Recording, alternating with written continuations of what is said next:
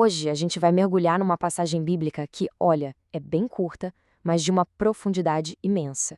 É quase uma jornada sobre o que poderíamos chamar de uma transfiguração do olhar.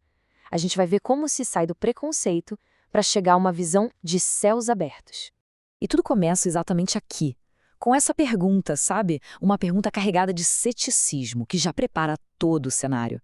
E veja bem, não é só um comentário sobre geografia, é o reflexo de um coração que já julgou antes mesmo de conhecer.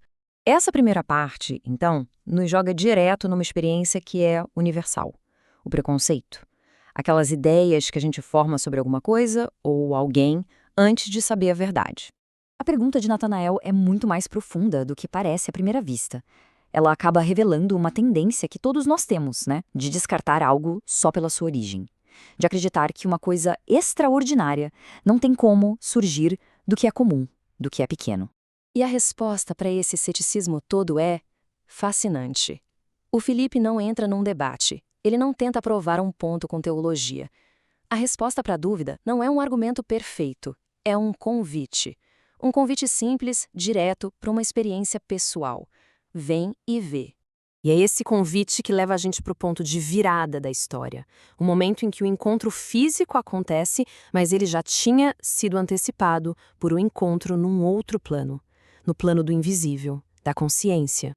E aí, vem a declaração de Jesus que simplesmente quebra todas as barreiras do Natanael. É uma afirmação misteriosa, poderosa, que mostra um conhecimento que vai muito além do natural. Atinge em cheio o coração de quem Natanael era. E essa é a pergunta que fica no ar, né? Por que falar especificamente da figueira?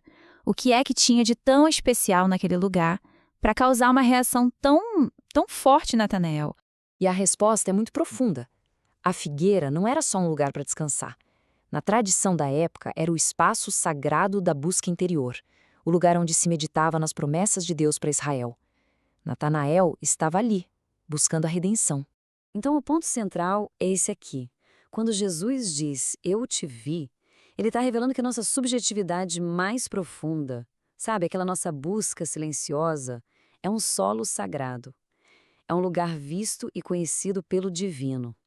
Ele lê o coração da gente como se fosse um livro aberto. Esse reconhecimento do Natanael abre uma outra camada de significado. A história agora se aprofunda e começa a redefinir uma identidade que é fundamental, a identidade do próprio Israel. Para entender o que acontece em seguida, a gente precisa de um conceito-chave: a tipologia invertida.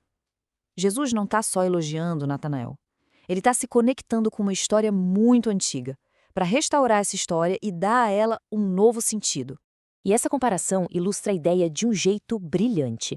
Pensa bem, Jesus chama Natanael de um verdadeiro israelita, em quem não há engano. Isso é uma alusão direta a Jacó, o patriarca lá do início, cujo nome significava enganador, e que depois se tornou Israel.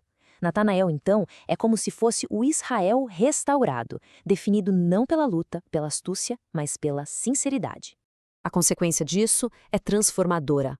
A identidade do povo de Deus deixa de ser uma questão de etnia, de sangue, e passa a ser uma questão de espírito. Uma identidade definida pela transparência do coração. E toda essa revelação sobre identidade nos leva ao clímax dessa passagem. É aqui que uma visão muito famosa do Antigo Testamento é radicalmente reinterpretada. Ela se transforma na escada viva. A gente lembra da história original, certo?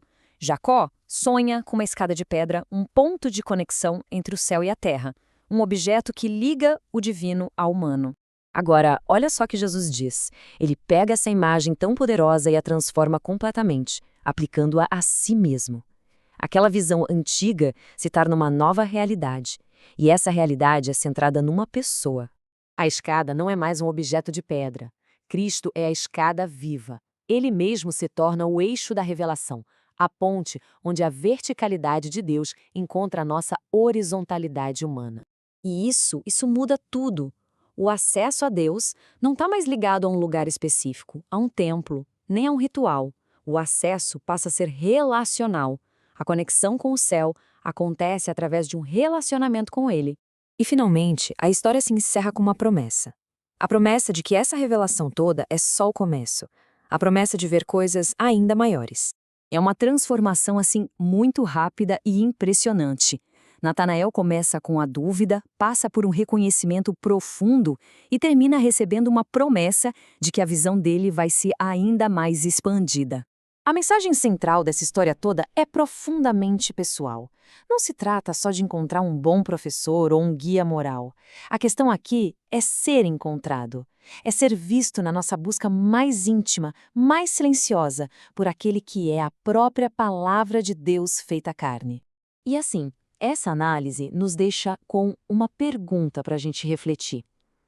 Em que lugar de busca interior, em que momento de sinceridade solitária será que nós já fomos vistos? A escada que Jacó sonhou é a pessoa que hoje nos convida a ver coisas muito maiores.